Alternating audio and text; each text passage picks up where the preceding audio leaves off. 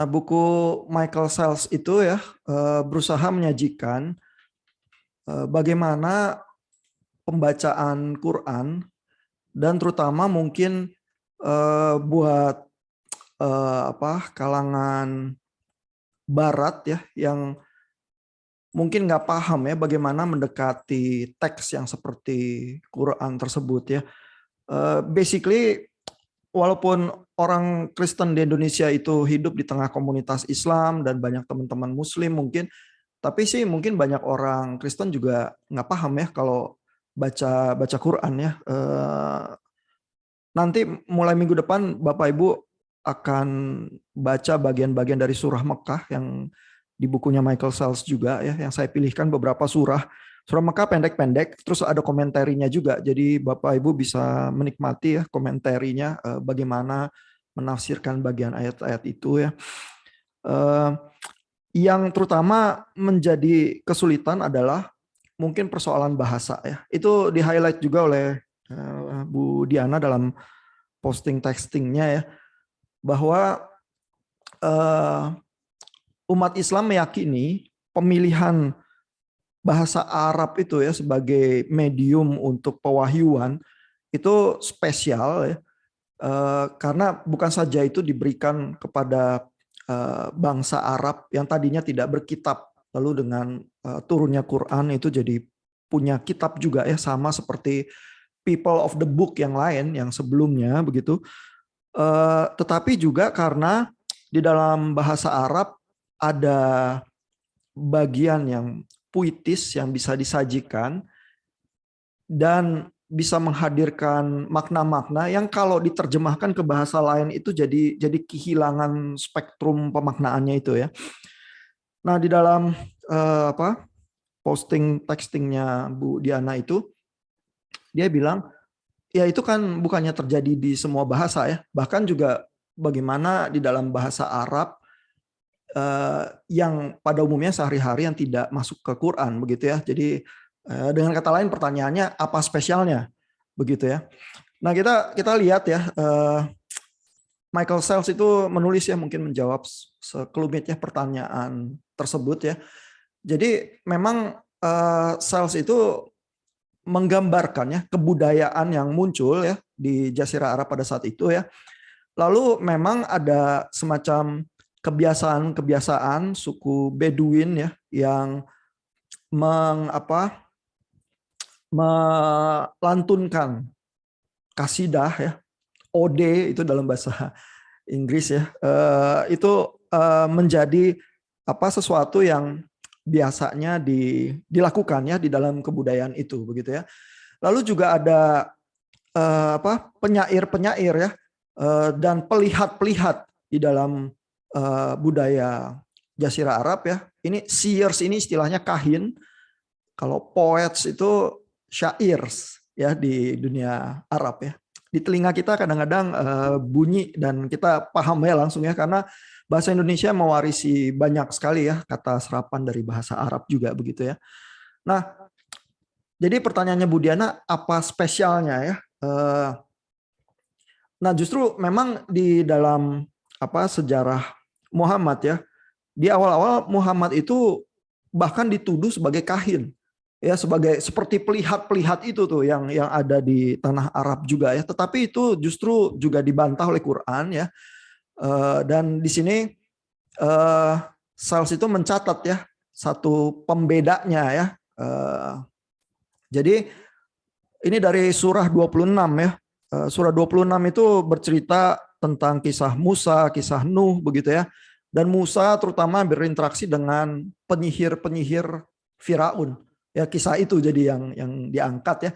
Lalu Sells itu bilang begini ya, memang bisa saja ya terlihat ada kemiripan ya antara kahin itu ya dan syair sini ya dengan ayat-ayat Al-Quran begitu ya. Tetapi ada perbedaannya ya. A Quranic revelation made a distinction ya, ada perbedaannya. Penyair itu ya, kahins dan syairs itu berbicara dari dalam keinginan mereka ya, out of desire, dan tidak paham apa yang mereka katakan. Sedangkan nabi itu berbicara apa yang diwahyukan kepada dia dari Tuhan. Ya, jadi ada pembedaan ini ya yang muncul misalnya di dalam kisah di surah 26 itu. Jadi pembedaannya dengan kata lain adalah Quran dari Tuhan, ya, sedangkan kahin dan syair ini tuh semata-mata keinginan penyair-penyair tersebut begitu ya, dan pelihat-pelihat tersebut ya.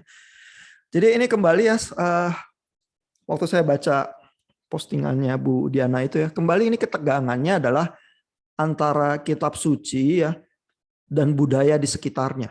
Begitu ya, seringnya memang ada kemiripan ya, tetapi pertanyaannya itu dalam postingnya Bu Diana bentuknya jadi adalah apa spesialnya gitu kitab suci ya. Dan itu sebenarnya kalau kita mau lihat surah 26 itu ya, yang kisah Musa yang juga diwarisi juga dari kisah perjanjian lama di Alkitab ya. Ya nih Bu Militia, izin matiin kamera karena hujan ya. Iya Bu, oke Bu. Nah, jadi di dalam kisah Musa itu ya, misalnya bertarung ya dengan penyihir-penyihirnya Firaun ya. Itu kan sebenarnya kita juga bisa melihat ketegangan itu secara langsung ya. Apa hebatnya Musa ya sama penyihirnya Firaun? Sama kok, mereka bisa ya dua-duanya membuat tongkat jadi ular gitu ya. Ular jadi tongkat lagi gitu ya. Sama aja ilmunya gitu ya. Nah, tapi kan sama ya, pembaca Alkitab dan pembaca Quran ya memaknainya adalah yang satu tuh dari Tuhan, yang satu walaupun magical juga ya dan punya penampakan yang mirip juga, tapi bukan dari Tuhan ya, dari keinginan manusia. Ya, nah itu yang ditegaskan oleh Michael Sells di situ ya. Jadi umat Islam tradisional ya akan melihat seperti itu ya. Jadi Quran memang menyuarakan ya berbagai hal di dalam budaya yang dipahami dan dikenal ya, dan seluruh kekayaan bahasa Arab itu juga dilantunkan lagi di situ ya beserta seluruh pemaknaannya ya. Tetapi ini pewahyuan dari Tuhan, itu yang membedakan ya dengan semata-mata desire manusia saja begitu ya. Dan itu di dalam semua mungkin kitab suci yang berkonteks di dalam budaya dan zaman tertentu selalu ada ketegangan yang semacam itu sih ya. Jadi bukan sesuatu yang sangat aneh juga ya. Nah, lalu memang di dalam buku ini ya targetnya Michael Sells ya adalah memperkenalkan ya bagaimana bahasa Arab itu membawa keindahan ayat-ayat Quran itu ya, karena ada hal-hal yang bisa sulit ya untuk dipahami ya, dan kehilangan banyak spektrum pemaknaannya kalau diterjemahkan ke bahasa yang lain begitu ya. Nah, itu kita misalnya lihat di contoh soal Qaria ini ya. Ini juga di diskusi yang saya forward ke grup WA dari tahun lalu, dibahas cukup panjang lebar ya. Di dalam bagian ini Michael Sells menawarkan caranya dia menerjemahkan ya, dan terutama bagian-bagian yang puitis itu ya, yang berirama di akhir itu nggak diterjemahkan tuh ya. Korea ya, ini berulang ya di akhir kalimat-kalimat ini. Lalu juga ada Hawiya, begitu ya. Ini juga dipilih untuk tidak diterjemahkan karena kata-kata ini mengandung banyak konotasi. Begitu kita terjemahkan, kita cuma bisa pilih satu, begitu ya. Dan yang lainnya itu kehilangan maknanya, begitu ya. Di bagian di atas ini ada pembahasannya ya, bahwa Korea itu juga kata yang misterius, bisa berarti memecahkan, menghancurkan, bisa juga berarti bencana ya, disaster ya.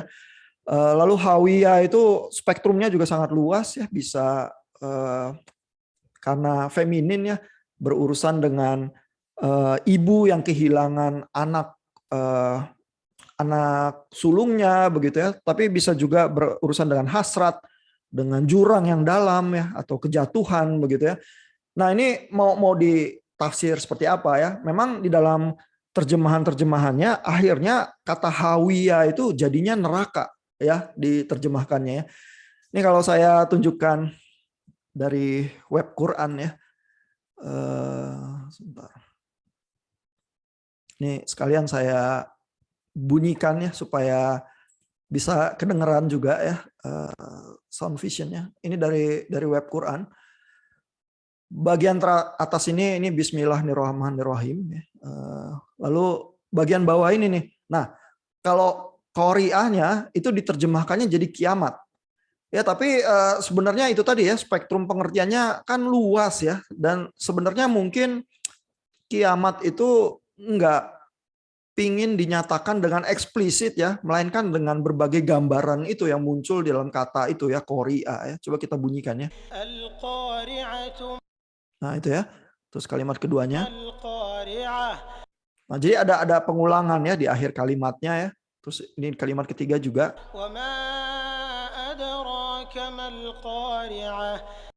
Nah, lalu habis itu penggambaran ya. Bagaimana Qori'ah itu ya. Nah, ini kan langsung diterjemahkan jadinya hari kiamat ya. Jadi kita tuh langsung ditubrukkan kepada satu pilihan kata yang di bahasa aslinya mungkin nggak seperti itu ya. Nah, tapi terus penggambarannya apa?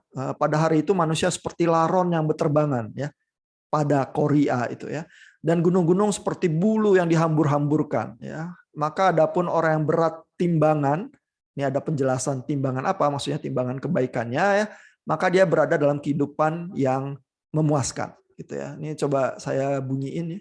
يوم يكون الناس كالفراش المبثوث وتكون الجبال كالعهن المنفوش. Ada bunyi-bunyi yang di terakhir itu tampak berulang ya. فأما من ثقلت موازينه فهو في عيشة راضية وأما من خفت موازينه فأمه هاوية. Nah, ini hawiyah ini yang artinya spektrumnya juga banyak di bahasa Indonesia jadinya neraka hawiyah. Ya, hawiyahnya masih diambil ya karena mungkin terlampau sulit ya menerjemahkan kata ini, tapi dibarengi dengan semacam penjelasannya ada di terjemahannya juga, yaitu neraka begitu ya. Padahal hawiyah itu ibu yang kehilangan anak sulung, jurang yang dalam, kejatuhan dan sebagainya ya. Itu konotasi spektrum pemaknaannya nih. Tapi begitu diterjemahin mentok begitu ya. Jadi jadinya neraka hawiyah. Dan neraka hawiyah ini karena di yang terakhir ini ya ada penjelasan apa itu ya hawiyah, api yang sangat panas begitu ya. Dan lalu juga ini ya kalau kita lihat dengan terjemahannya sel, maka tempat kembalinya adalah neraka hawiyah ya. Ini kalau lanjutan dari ayat atasnya, dan adapun orang yang ringan timbangannya ya, maksudnya yang sedikit berbuat kebaikan, tempat kembalinya adalah neraka hawiyah. Kalau kita lihat terjemahannya Michael Sells ya, Michael Sells itu berusaha lebih dekat ya, ada nuansa-nuansa di bahasa aslinya yang dia sebisa mungkin nggak rusak begitu ya. Jadi misalnya ini ya, whoever scales way heavy, his is a life that is pleasing. Whoever scales way light, his mother is hawiyah. Ya, jadi pilihannya Michael Sells adalah ibunya adalah hawiyah. Ya, tadi kalau terjemahan bahasa Indonesia tempat kembalinya adalah neraka hawiyah. Begitu ya, hawiyahnya sendiri ini feminin ya. Bisa aja berarti seorang ibu yang kehilangan anak sulungnya gitu ya. Dan Michael Sells itu langsung menerjemahkannya seperti itu ya dengan nuansanya ya. Tapi ini metaphorical lagi nih ya. His mother is hawiyah. Ya, kalau tadi terjemahan bahasa Indonesia itu tempat kembalinya adalah neraka hawiyah gitu ya. Nah, jadi ada langsung tampak memang terjemahnya Sells dengan bahasa Indonesia aja ada nuansa yang hilang di situ ya karena persoalan bahasa ya.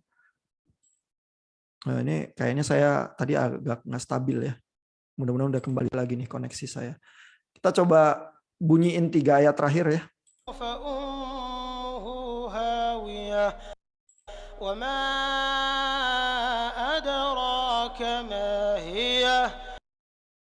نار حامية. Ya, jadi 3 ayat terakhir ini hawiyah, hawiyah, terus terakhirnya hania ya. Jadi ada bunyi juga yang berulang ya. Walaupun ini sebenarnya menjawab apa itu hawiyah, api yang sangat panas ya. Nah, jadi makanya di dalam bukunya itu ya Michael Sells itu bilang ya, logikanya Quran ya itu adalah visi tapi lewat suara, lewat bunyi-bunyian ya, sehingga dia menyebutnya sound vision ya. Dan menikmati Quran harus dengan cara memang dilantunkan dan didengarkan, dan kalau memahami bahasa Arabnya ya seluruh pemaknaan itu dibunyikan lagi, terus kita jadi bisa memahami perasaannya ya. Misalnya perasaan sedih itu ya yang muncul dalam berbagai surah-surah Mekah di Quran karena orang itu melupakan ya Tuhannya ya, sehingga hidupnya sembarangan ya, terlalu ringan begitu ya, sehingga di hari akhir itu menghadapi bencana ya, ada nada kesedihan di situ ya, juga muncul di dalam bagian Al-Qari'ah ini ya yang barusan kita dengarkan gitu ya. Nah, nuansa itu tuh baru bisa kita tangkap ya, bukan dengan membaca terjemahan-terjemahan ya, tetapi dalam bahasa aslinya. Sehingga secara pemahaman Islam tradisional memang yang dianggap Quran adalah yang bahasa Arab itu. Ya, karena dari sisi doktrin pewahyuannya memang juga begitu ya.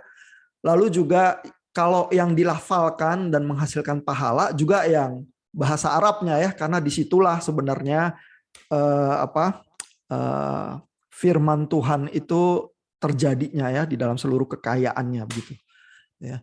Nah, itu yang berusaha dijelaskan oleh Michael Sells.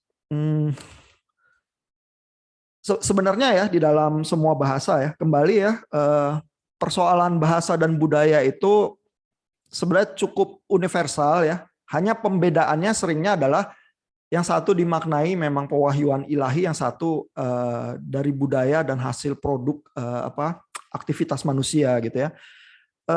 Sebenarnya umat Kristen juga bukan tidak merasakannya pembacaan Alkitab yang menjadi lebih kaya kalau memahami bahasa aslinya ya.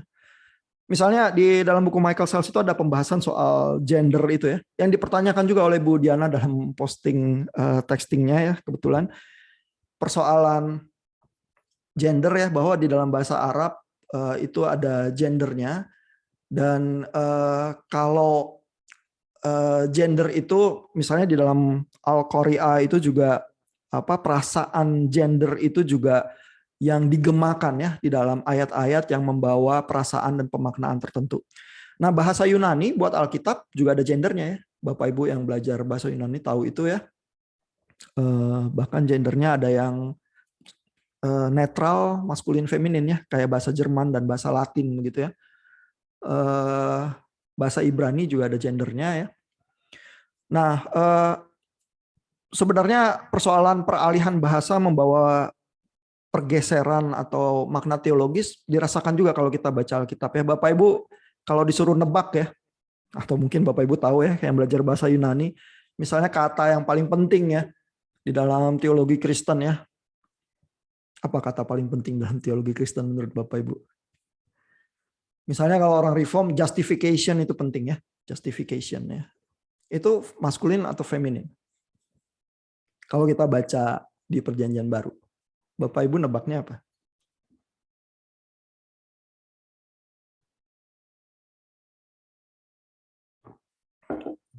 Kata bendanya ya, justification. Enggak ada yang belum ambil, pada belum ambil Yunani ya? Atau saya belum ambil, Pak, tapi saya udah tahu. Bisa aja kan, ada yang belajar sendiri.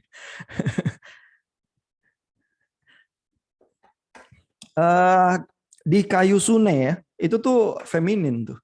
Ya, terus kalau Bapak Ibu membayangkan di kayu sune itu feminin ya, bisa ada pemaknaan yang berbeda enggak ya? Biasanya sih orang-orang di yang mungkin paham bahasa Jerman atau Latin atau Yunani nggak terlalu membaca ke arah gender, bahwa soalnya di dalam bahasa Jerman juga ya, misalnya wortel itu wanita gitu ya, bulan itu wanita gitu. Terus kita mesti memaknai apa ya? Jadi kadang-kadang nggak bisa juga memaksakan ya.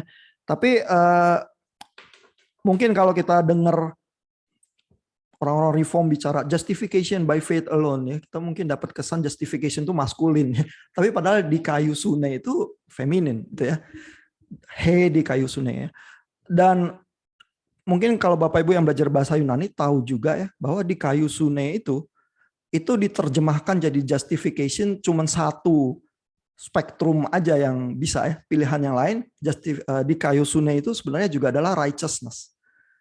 Ya, jadi kalau righteousness kita bunyikan kata itu aja ya di dalam bahasa Inggris, kita rasa terjemahan yang cocok apa ya? Sebenarnya justification jadi beda ya, tapi righteousness itu kesalehan. Begitu ya. Nah, kalau Bapak Ibu tahu ya bahwa di kayu sune itu pada saat yang bersamaan adalah justification, tapi pada saat yang bersamaan adalah kesalehan ya. Maka kalau dibunyiin misalnya justification by faith alone ya, itu sebenarnya adalah righteousness by faith alone. Ya, itu sebenarnya adalah kesalehan karena iman. Gitu ya. Jadi kalau kita bicaranya righteousness ya, mungkin kita nggak sebegitu gampang lagi bilang ya bahwa oh yang penting iman aja ya, karena iman itu seperti baju ya, karya Kristus yang dipakaikan ke kita, terserah kita tuh di dalamnya tetap berdosa atau enggak ya. Itu formulasi Luther ya. Tapi kalau Paulus ngomong righteousness itu ya di kayu sune dan justification ya, apa benar murni seperti Lutheran semacam itu ya.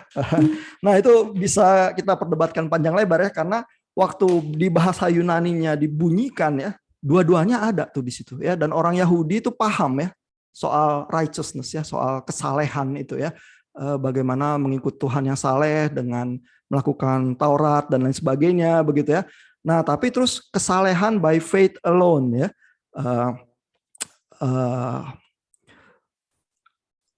karena orang yang dikayo ya, ho dikaios, dias pisteos, live by faith alone ya, the just live by faith alone. Itu Galatia ya, Galatia 3 ayat 11 ya. Orang yang benar hidup oleh iman, begitu ya. Itu tiba-tiba semua pemahaman itu terbelit di situ ya. Jadi Paulus itu mengklaim sesuatu yang sangat rumit ya. Sebenarnya kamu pikir hidup yang saleh itu hidup yang mematuhi hukum Taurat ya. Tetapi kesalehan yang sesungguhnya itu terjadi karena iman ya. Tapi kalau iman itu terkait sebegitu dalam satu kata dengan kesalehan ya, maka iman yang semacam itu bukan iman yang murni pasif dan tidak berbuat apa-apa ya. Terserah Tuhan, pakaikanlah iman itu kepada saya gitu ya. Saya nggak usah ngapain gitu misalnya ya. Mungkin tidak seperti itu juga bayangannya jadinya. Jadi itu gambaran teologis yang sangat rumit ya, yang terkait dengan kata itu yang bisa punya banyak spektrum pemaknaan gitu ya.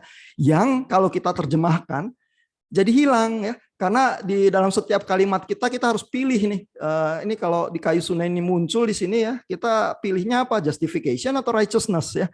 Sama juga seperti kata pistis ya, itu juga kata yang sangat penting ya di dalam teologi kekristenan ya. Pistis ya, itu sebenarnya faith atau faithfulness begitu ya. Kadang-kadang di bagian tertentu diterjemahkan kesetiaan ya oleh LAI, kadang-kadang di bagian yang lain dan banyak bagian yang lain diterjemahkan iman gitu ya. Tetapi di dalam bahasa Yunani aslinya iman tuh nggak terlepas dari kesetiaan ya, dan kesetiaan itulah sesungguhnya iman begitu ya. Jadi jangan bilang iman kalau cuman bisa menghafal pengakuan iman rasuli begitu ya. Bukan ya, iman itu yang sesungguhnya adalah kalau hati itu mengarah dan setia kepada Tuhan gitu misalnya ya. Jadi persoalan ya bahwa pemahaman teologis kita itu terbelit erat di dalam bahasa ya. Itu di dalam semua pembacaan kitab suci selalu seperti itu sebenarnya. Bukan hal yang sangat aneh juga ya. Jadi Bapak Ibu kalau mau eksegese dan berusaha baca Alkitab pelan-pelan dan lain sebagainya, kalau tahu bahasa asli juga sangat menguntungkan. Ya, dan kebanyakan umat Islam tradisional ya bisa baca Al-Qur'an di dalam bahasa aslinya karena itu memang yang dilatih. begitu ya. Bandingkan misalnya dengan kebanyakan orang Kristen yang kalau disodorin Alkitab PB aja ya, baca Yohanes aja yang cenderung gampang grammarnya ya, pakai bahasa Yunani, bisa atau enggak ya? Kebanyakan orang Kristen nggak bisa. Ya, kebanyakan orang Kristen ya baca terjemahannya ya, itu pun kadang-kadang kali bacanya begitu ya. Terus seberapa jauh ya kita sebenarnya dari pemaknaan dan pemahaman teologis yang terangkum di Alkitab itu ya, itu bisa kita bayangkan sih ya.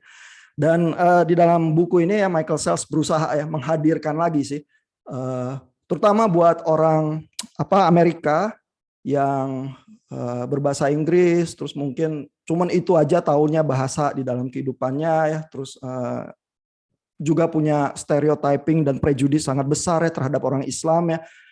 Terus baca Quran gimana ya, Michael Sells itu menulis supaya kita jadi bisa menghayati lagi sih bagian-bagian itu ya. Dan bukunya Michael Sells itu jadi kontroversi ya, karena pada saat tertentu diwajibkan untuk jadi bacaan musim panas buat mahasiswa di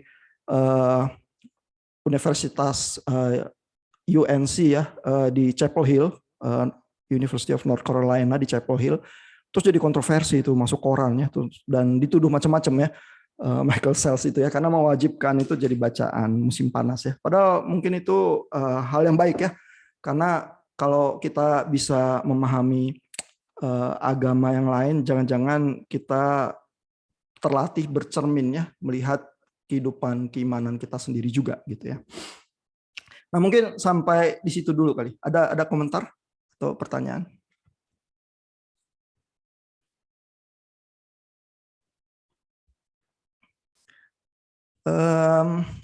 Ini persoalan bahasa yang lain yang muncul juga ya. Ada komentar juga. Itu persoalan plural untuk Tuhan. Ya, ini ada bagian dari bagian Michael Sells juga yang mengomentari soal itu ya. Ini sebenarnya juga bukan hal yang sangat aneh ya, karena kalau Bapak Ibu baca Perjanjian Lama ya, misalnya di Kejadian, pembahasaannya untuk Tuhan yang mencipta juga adalah kita. Mari kita jadikan begitu ya. Ini jadi kalau di bahasa bahasa kuno ya, plural form ini the majestic plural form ya, untuk merefer kepada bangsawan-bangsawan ya. Kalau ngomong saya ya, itu ngomongnya jadi kita begitu ya. Ini juga jadi hal yang sangat biasa ya, dan nggak bisa ditafsir macam-macam terlalu banyak ya, karena misalnya ya kalau yang Kristen bilang bahwa loh berarti di Perjanjian Lama udah ada ya jejak-jejak Tritunggal, orang Yahudi yang baca PL itu biasanya nggak menafsirkan bagian itu sebagai menunjuk kepada Tritunggal begitu ya. Dan tentu saja perkembangan pemahaman Tritunggal itu baru bisa mungkin dan ada kalau ada Perjanjian Baru ya. Jadi memang nggak bisa ya di trace back semacam itu ya, dan bentuk plural form untuk merefer kepada kebangsawanan ya, itu sebenarnya hal yang cukup lumrah ya di dalam bahasa kuno. Nah, cuman di Michael Sells di bagian ini ya memberikan penjelasan tambahan ya. Dia bilang adalah personal pronoun ini ya yang kadang-kadang shifting ya, bergeser ya dari plural ya, we jadi him atau I begitu ya. Itu supaya menghindari pemahaman secara antropomorfik ya, karena kita terlalu terbiasa memahami Tuhan dengan terminologi manusia ya. Jadi kalau personal pronounnya di shifting, kita nggak sebegitu gampang lagi ya menyamakan segala hal itu ke dalam konteks manusia begitu ya. Itu penjelasannya Michael Sells ya. Ya mungkin banyak scholars Islam sih bisa menyetujui ya penjelasan yang semacam itu ya. Lalu di bagian bawah ini juga ada sedikit komentar ya. Michael Sells itu bilang dia memilih biasanya Bismillahirrahmanirrahim ini terjemahan yang cukup standar ya di banyak buku dan juga Quran terjemahan ke dalam bahasa Inggris adalah the compassionate, the merciful. Ya, the most compassionate, the most merciful begitu ya. Lalu Michael Sells berargumen di bagian ini ya, dia menghindari memakai kata merciful ya. Alasannya adalah Karena merciful itu terlalu dekat ya sama konsep kekristenan yang mengandung dosa asal. Ya padahal di Islam nggak mengenal ya dosa asal ya, karena mercy itu konotasinya forgiveness begitu ya. Sehingga menurut Michael Sales ya, rahim ini ya, nirrohman nirrohim, rahim ini sebenarnya berhubungan kan dengan rahimnya wanita ya. Itu kata yang lebih dekat mungkin menggambarkan menurut dia adalah caring sebenarnya, karena Allah yang maha rahim itu yang seperti apa sih? Yang care gitu ya. Jadi dia memilih terjemahan ya, the compassionate, the caring gitu ya. Jadi memang Michael Sells dalam buku ini sengaja memperhatikan kata-kata itu ya, dan bagaimana sebenarnya kita memaknainya ya, dan terutama Michael Sells itu ingin ya menghadirkan lagi ya Quran dengan seluruh kekayaannya, tapi walaupun di dalam keterbatasan diskusi dalam bahasa Inggris dan terjemahan. Begitu sih ya. Jadi kalau nanti Bapak Ibu baca surah-surah Mekah yang di bagian belakang ya, proses berpikir dan pilihan-pilihan terjemahannya Michael Sells ya, itu seperti itu. Ya, dan Bapak Ibu boleh membandingkan tuh dengan terjemahan-terjemahan bahasa Indonesia ya. Coba lihat ya, yang mana yang lebih lebih apa? Pilihan-pilihan yang lebih strategis ya waktu menerjemahkan. Ya sekalian Bapak Ibu juga sekalian merasakan ya, proses terjemahan itu tuh sebenarnya prosesnya sangat rumit ya. Kalau Bapak Ibu lihat diskusi-diskusi di YouTube-nya LAI atau apa ya, ada pendeta Dr. Anwar Chen yang mendiskusikan bagaimana sih pilihan-pilihan kata ya, sampai Alkitab bahasa Indonesia kita itu bunyinya seperti itu gitu ya. Wah, itu diskusi yang bisa panjang dan rumit ya, dan karena setiap kita pilih kata sebenarnya terjadi tafsir di situ. Ya, dan begitu kita pilih satu bentuk tafsir tertentu, mungkin kita mengorbankan ya tafsir-tafsir yang lain juga ya, berikut segala spektrum yang mengikuti pilihan katanya begitu ya. Jadi makanya persoalan itu bisa jadi persoalan yang rumit sih. Mungkin segitu kali dari Michael Sells ya. Ada komentar atau pertanyaan dari Bapak Ibu?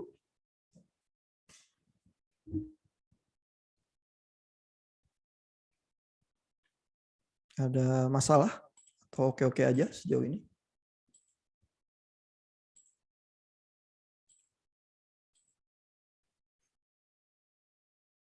Masih oke ya? Oke, kita coba lanjut ke bukunya Abdullah Said ya, kalau gitu ya. Nah, mungkin saya coba bahas ini dulu ya, komentarnya Bu Militia ya soal people of the book ya, dan sikap ambivalensi itu ya dari Quran terhadap tradisi Kristen dan Yahudi ya. Mungkin ini juga terkait dengan pikirannya Miroslav Volf ya, yang Bapak Ibu dengar minggu lalu ya. Nah, jadi ada bagian ini ya di bukunya Abdullah Said chapter 4 yang Bapak Ibu baca ya. Ini yang persoalan faith and other religions ya. Jadi kalau Quran itu merefer kepada people of the book ya, Alkitab ya, maka sebenarnya seringnya ini tuh nuansa kata ini Alkitab ini adalah penerimaan ya, bahwa Quran itu memang recognize ya bahwa yang Yahudi dan Kristen itu menerima ya wahyu Tuhan dalam bentuk kitab-kitab yang sebelumnya, sehingga kelompok-kelompok Yahudi dan Kristen ini disebutnya people of the book ya, orang-orang berkitab begitu ya, dan itu diakui sebagai satu tradisi dari garis yang sama begitu ya. Nah, tapi memang di Quran juga yang seperti Bapak Ibu pelajari juga di materi yang minggu lalu ya, ada klaim tahrif itu ya, bahwa kelompok Kristen dan Yahudi itu menyelewengkan, mendistorsi ya baik teks aslinya ataupun interpretasinya ya, pemaknaan dari teks kitab-kitab mereka begitu ya. Jadi di satu sisi ada pengakuan, di sisi yang lain ada kritik keras begitu ya. Nah, sehingga di sini ada komentarnya Abdullah Said ya yang menarik perhatian Bu Militia ya, bahwa Quran itu tampak ambivalen ya terhadap pewahyuan-pewahyuan yang sebelumnya ya. Bagian-bagian ayat tertentu tampaknya mengakui ya dan menerima ya kitab-kitab dan tradisi yang sebelumnya, tetapi ada juga yang yang menolak ya dan mengkritisi keras ya. Terus pertanyaannya Bu Militia adalah, kalau gitu berarti kalau ada ambivalensi ya, berarti bisa dipertanyakan dong bagian mana ya yang benar ya, apakah bagian yang merecognize atau bagian yang menolak ya. Nah, ini pertanyaan yang memang jadi rumit ya. Karena kemungkinan besar ya konteks kehidupan umat Islam yang pertama di Jazirah Arab itu memang berelasi dengan kompleksitas semacam itu ya terhadap komunitas Yahudi dan Kristen di sekitarnya ya. Di satu sisi ada waktu-waktu di mana mereka saling menolong ya, karena di dalam suasana perang suku dan lain sebagainya punya sekutu ya, punya kelompok yang berjuang bersama itu sangat menguntungkan ya.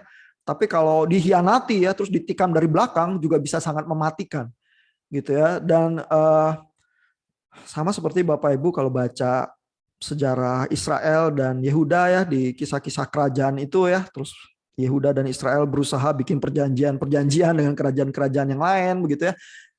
Komplikasinya bisa serumit itu ya.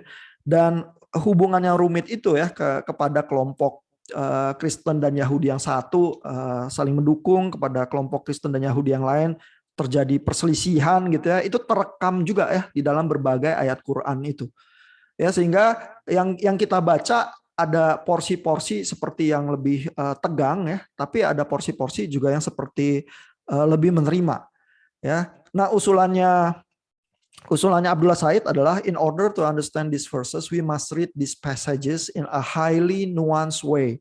Ya, jadi harus sangat bernuansa membacanya ya.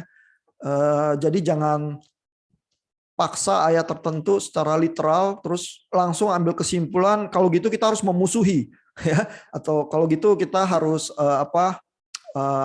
menerima tanpa syarat atau apa ya. Karena dari sisi Islam memang mungkin kalau melihat kekristenan ada bagian-bagian tertentu ya yang dirasa sulit ya untuk diterima ya.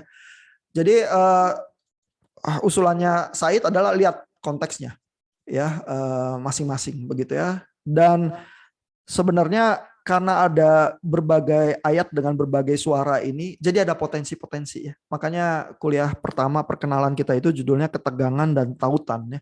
Itu juga memang menghadirkan friksi, tapi menghadirkan juga harapan ya bahwa bisa ada kehidupan bersama yang lebih baik ya. Nah, ini yang coba dikatakan oleh Abdullah Said di sini. Tentu pertanyaan Bu Militia ya. Jadi kalau ada semacam ambivalensi gitu, apakah itu tidak semacam mengimplikasikan kontradiksi ya, sehingga di dalam pemahaman itu somewhat ada bagian-bagian yang lebih bisa dipercaya, ada yang enggak ya. Jadi di satu sisi itulah yang dikatakan Quran terhadap kekristenan dan Yahudi ya. Di dalam konsep tahrif itu, ya kan? Loh, ini ada yang nggak cocok nih dengan pemahaman tradisional Islam ya. Tapi kan itu sebenarnya tradisi yang sama ya dengan apa di dalam ayat-ayat Quran yang lain ya. Jadi bagian mana? Ya berarti kesimpulannya ada yang harus ditolak karena udah terdistorsi, ada yang bisa diterima. Gitu ya. Jadi di satu sisi pola berpikir semacam itu memang terekam juga di Quran dan menunjuk kepada tradisi Kristen dan Yahudi ya, seperti itu. Nah, misalnya approach yang diambil Miroslav Volf ya, itu sebenarnya juga mirip ya, artinya Volf itu memandang Islam bukan menyembah Allah yang lain karena terdapat banyak kesamaan ya dengan konsep Allah di dalam kekristenan. Nah, tetapi memang ada perbedaan-perbedaan di situ sehingga yang lengkap diimani oleh Miroslav Volf adalah tradisi kekristenan. Ya, sedangkan yang Islam itu tidak melenceng jauh, tetapi ada ketidaklengkapan pemahaman. Ya, misalnya bagian Tritunggal itu yang dibilang oleh Miroslav Volf ya. Nah, misalnya waktu Volf itu bahas pemahaman Nicholas of Cusa ya, kardinal yang mencoba menulis buku untuk mendamaikan ya waktu abad ke-15 mau ada perang salib yang terjadi itu ya. Volf itu bilang gini, Nicholas Cusa tentu bisa saja kedengaran seperti orang yang berusaha memelintir pemahaman Islam biar cocok sama kekristenan. Ya, karena dia baca ayat-ayat Quran sedemikian rupa ya.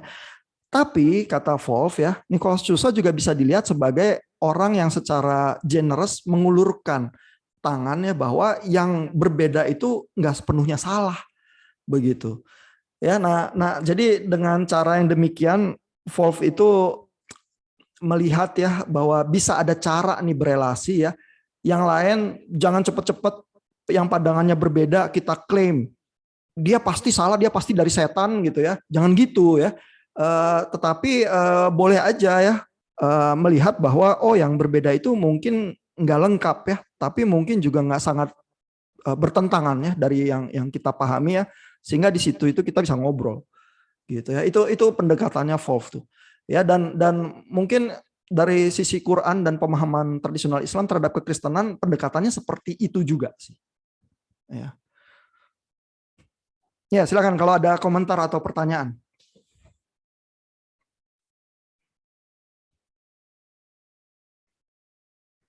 Ada pertanyaan lanjutan atau komentar lanjutan, silakan kalau ada. Pak. Nah, belum ada. Ya, jadi sebenarnya ya kalau ada scholars yang bilang ya bahwa pemahaman Kristen dan Islam itu ya ketegangan dan tautannya mirip dengan Kristen dan Yahudi ya. Itu kita bisa lihat paralel-paralelnya juga ya. Jadi approach yang seperti Miroslav Volf itu ya, misalnya kita baca di kitab Matius ya.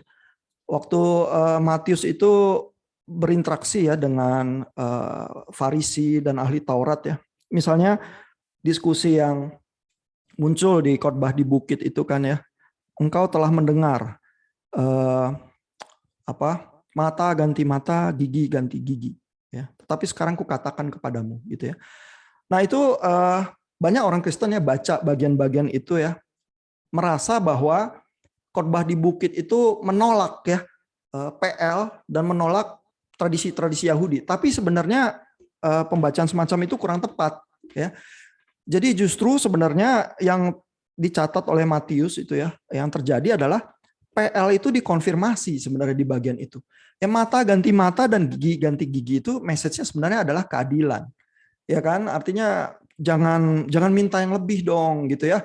Masa bolpen kamu hilang terus kamu minta ganti mobil gitu misalnya. Itu kan bukan bolpen ganti bolpen, mobil ganti mobil gitu. Itu nggak adil gitu ya. Jadi prinsipnya kalau di perjanjian lama mata ganti mata, gigi ganti gigi, itu bukan artinya balas dendam, bukan. Itu artinya prinsip keadilan. Ya. Nah itu tuh nggak ditolak ya. Namun yang dikatakan Matius adalah sekarang ya ada righteousness yang baru nih, yang di dalam Yesus ya, yang lebih tinggi dari itu. Ya. Engkau telah mendengar ya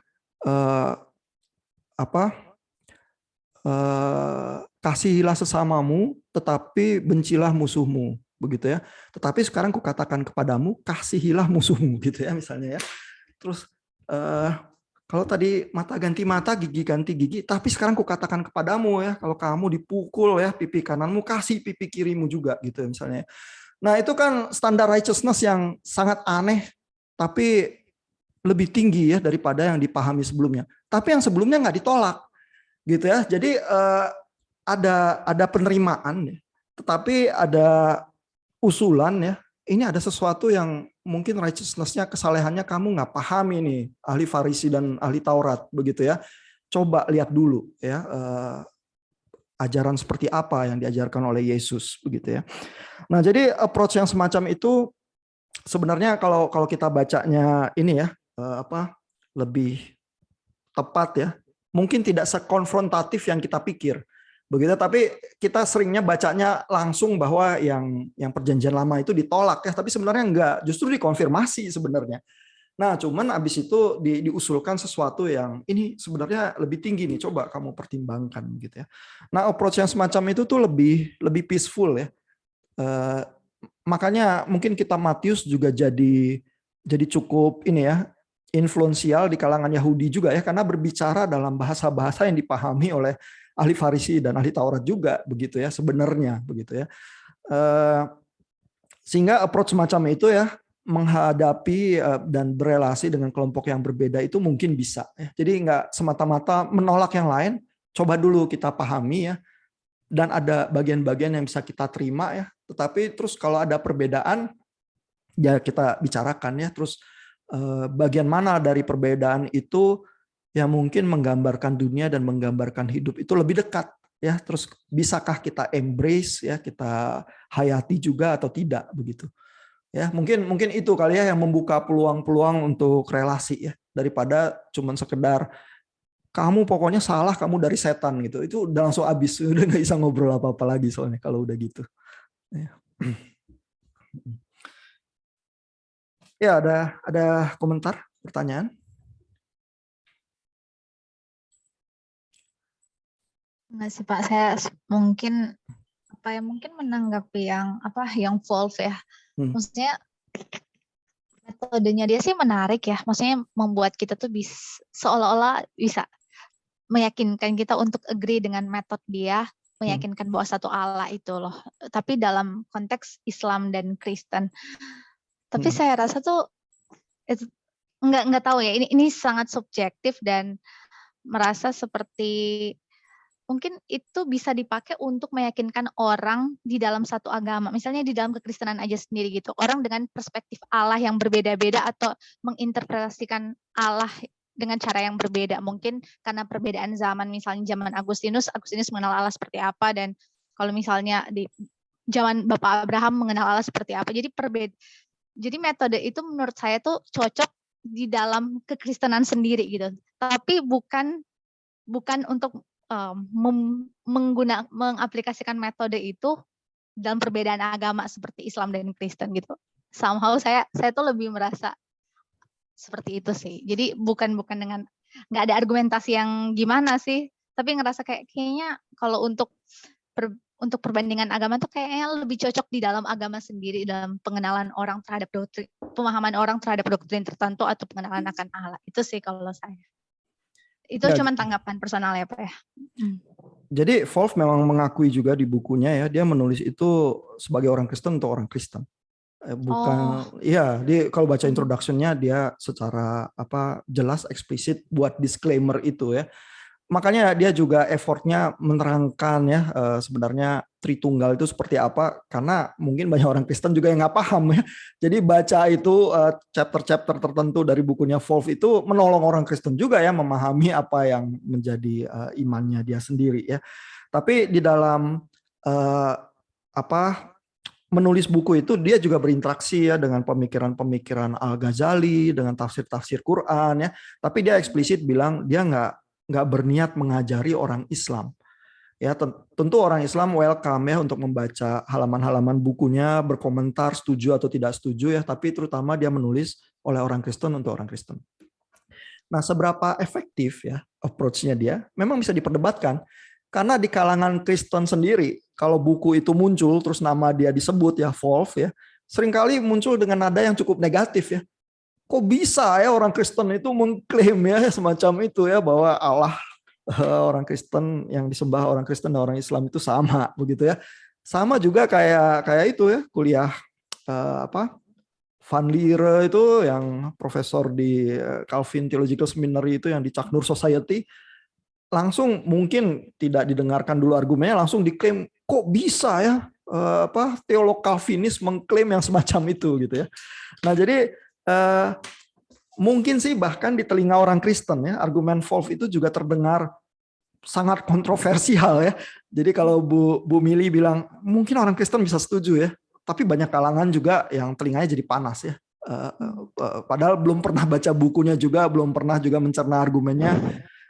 Tapi dari awal sudah berkesimpulan bahwa nggak mungkin ya paham yang kayak Wolf gitu. Nah memang kuliah kita nggak menuntut harus mengambil posisi apa-apa ya. Memang kita mendiskusikan berbagai alternatif ya supaya kalau kita berelasi itu mudah-mudahan kita tuh nggak merasa seperti di gang buntu gitu terus nggak bisa kemana-mana ya, melainkan mudah-mudahan ada kekayaan perspektif yang bisa membuat sikap-sikap yang lebih produktif ya kalau harus berelasi gitu. Pak, thank you. Ketahuan belum baca introduction. Oh ya kan memang bukan tugas baca di kuliah kita ya, jadi dimaafkan ya. Oh tapi udah baca bukunya juga ya Bu ya? Enggak, cuma sempat lihat karena waktu itu kan Bapak share yang PPT-nya dan akhirnya penasaran, cuma lihat sekilas aja sih, nggak benar-benar yang baca detail. Tapi kurang lebih menarik sih, pendekatannya kan bahas tentang kasih sama Tritunggal ya. Bukunya ada sih di perpustakaan ya, kalau sampai penasaran bisa dicari sih. Thank you, Pak. Nah, mungkin ada waktu beberapa menit lagi ya. Saya ingin mengomentari juga textingnya Pak Patrick ini. Jadi ada bagian yang selain soal apa malaikat jin itu yang suka menarik perhatian ya dari chapternya Abdullah Said. Ada juga bagian yang soal afterlife ya, yang apa kehidupan di sorga itu ya. Dan ini kan memang suka jadi kontroversial ya, dan buat orang-orang yang bukan dari tradisi Islam suka mengolok-olok ya. Oh, masuk surga itu supaya dapat perawan gitu ya. Jadi Abdullah Said ya menuliskan tentang bagian ini ya. Misalnya adalah bahwa memang yang digambarkan di Quran ya tentang apa kondisi surgawi itu sangat vivid ya, ini ya, sangat jelas ya, sangat imajinatif yang membuat ilustrasi itu sangat kuat begitu ya, sehingga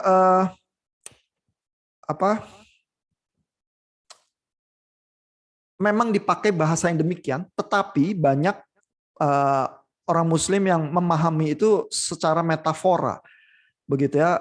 Remembering the statement attributed to the Prophet that what an eye has not seen, an ear has not heard, and which has not imagined by the heart. Ya ini kalau kita lihat footnote-nya ini mengacunya ke Al-Bukhari ya, ke hadits ya. Jadi bahwa ada hadits semacam ini tentang hal-hal surgawi itu bukan hal yang pernah dilihat mata, pernah didengar telinga, dan bukan hal yang kita bayangkan di dalam hati ya. Jadi mungkin hal-hal yang di surgawi itu sebenarnya adalah metafora. Ya, walaupun penggambarannya dengan ilustrasi yang sangat kuat begitu ya. Dan kita juga mungkin perlu belajar sesuatu ya. Jadi gini, kan memang masalahnya penggambaran surga itu juga melibatkan kenikmatan hidup ya, termasuk kenikmatan seksual ya. Nah, pertanyaannya adalah ya, untuk orang Kristen ya, mungkin yang suka mengolok-olok itu ya, apakah mungkin justru kekristenan itu ya, dan atau orang Kristen kebanyakan lah ya, memahami seks itu cenderung terlalu negatif. Ya, padahal Tuhan itu waktu menciptakan segala sesuatu itu di Kejadian bilang adalah segala sesuatu itu baik begitu ya. Jadi jangan-jangan kekristenan itu lebih mirip gnostisism gitu ya, di dalam bayangan pemeluk-pemeluknya ya, bahwa hal-hal yang berhubungan dengan fisik dan badani itu ya, itu tuh pada dasarnya jahat gitu. Padahal kekristenan nggak mengajarkan itu ya, yang mengajarkan itu adalah gnostisism sebenarnya begitu ya.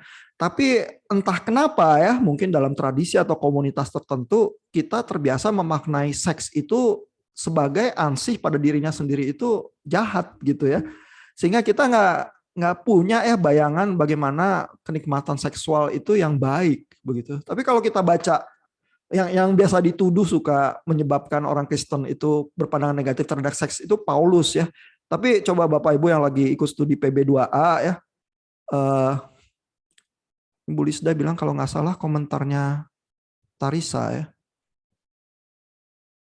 mungkin ya, saya agak lupa. Kalau Bu Tarisa lebih postingnya itu ke arah ini ya, apa, isi eskatologis dari ayat-ayat Quran yang di Mekah ya.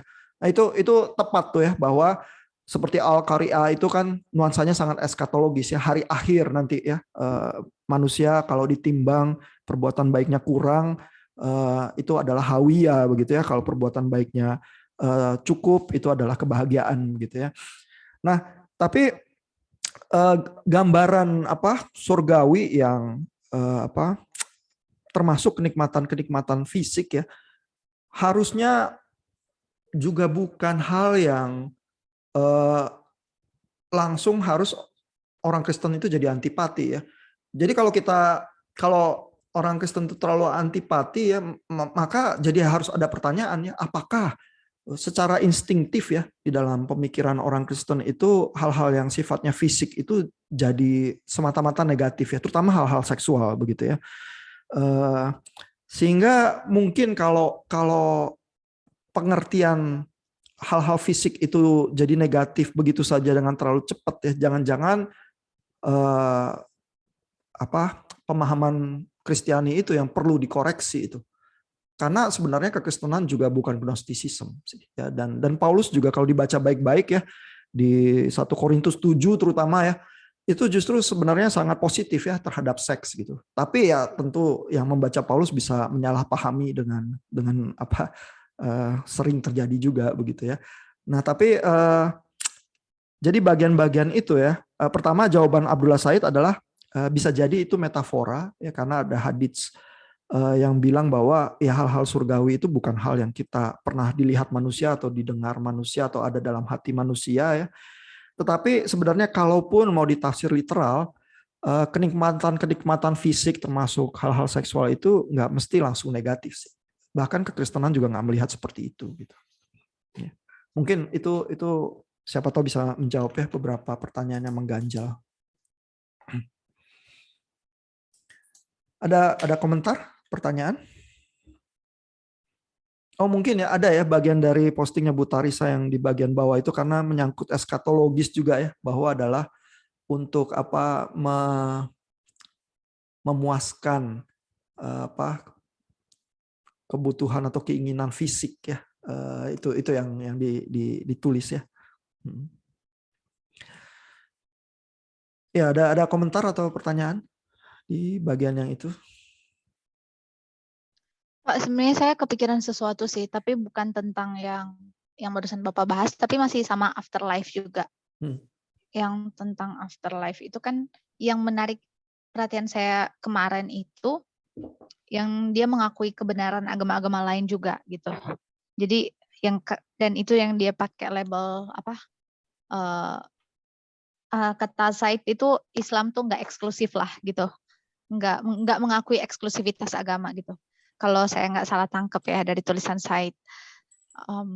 Itu jadi sebenarnya kalau kayak gitu tuh posisi Islam sendiri, kalau dia mengakui kebenaran yang dikerjakan agama-agama lain, lantas maksudnya itu yang paling dari pembacaan kemarin itu yang paling mengganggu saya gitu.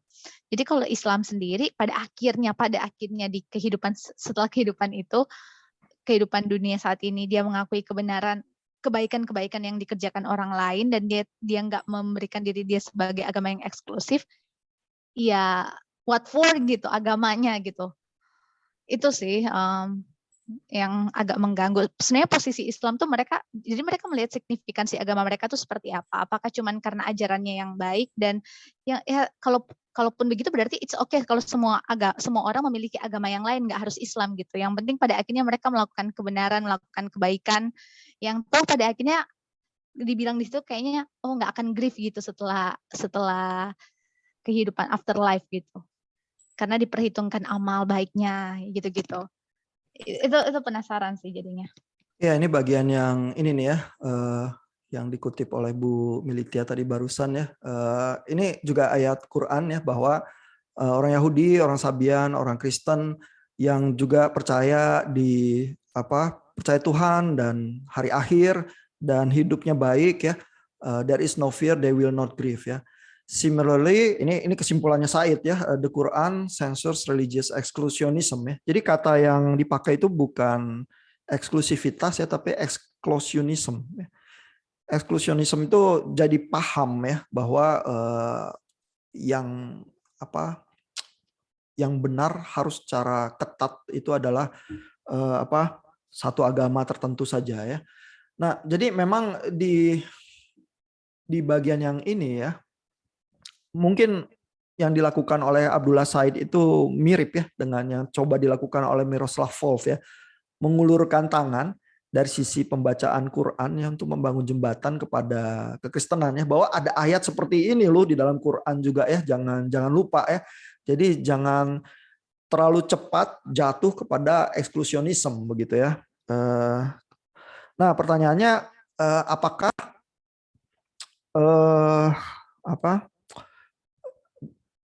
jadi apakah signifikansinya ya, itu kata yang Bu Mili pakai ya, signifikansinya ya.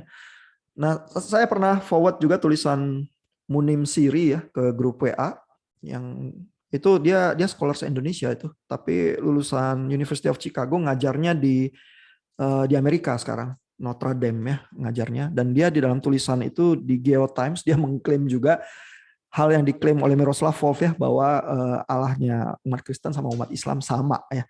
Lalu di dalam bagian itu dia ada komentar-komentarnya ya, misalnya, lalu apakah berarti semua agama sama? Ya enggak, dia bilang ya, bukan itu klaimnya begitu ya.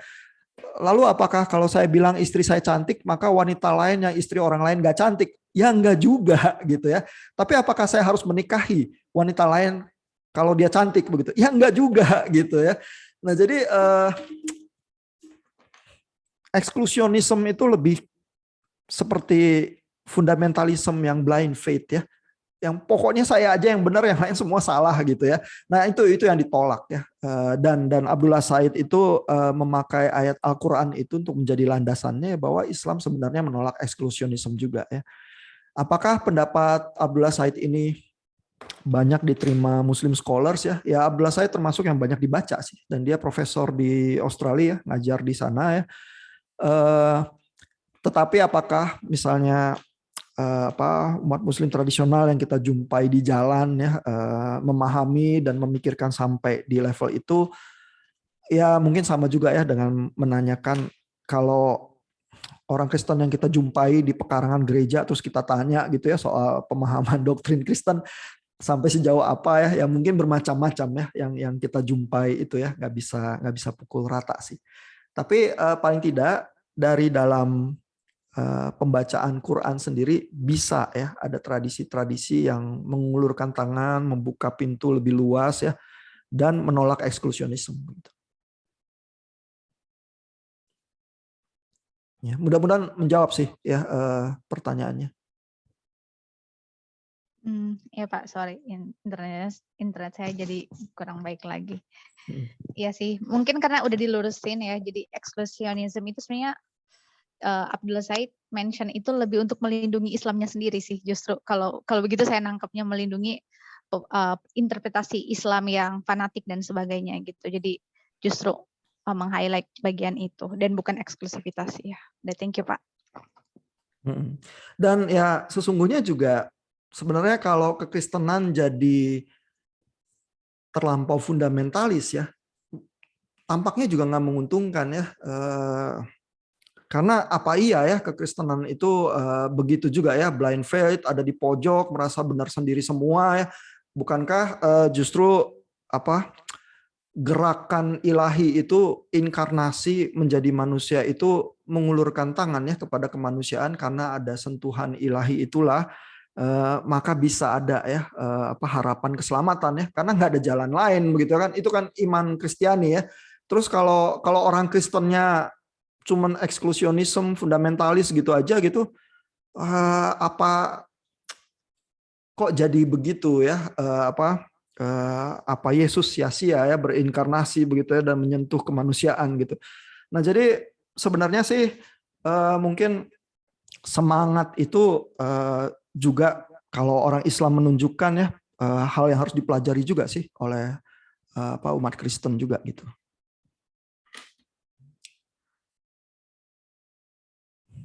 Ya, ini udah injury time lagi ya, 15 menit.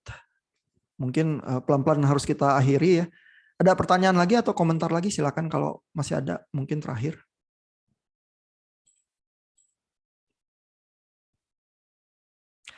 Kalau nggak ada, kita sampai di sini dulu ya. Nanti saya upload lagi bacaan ya.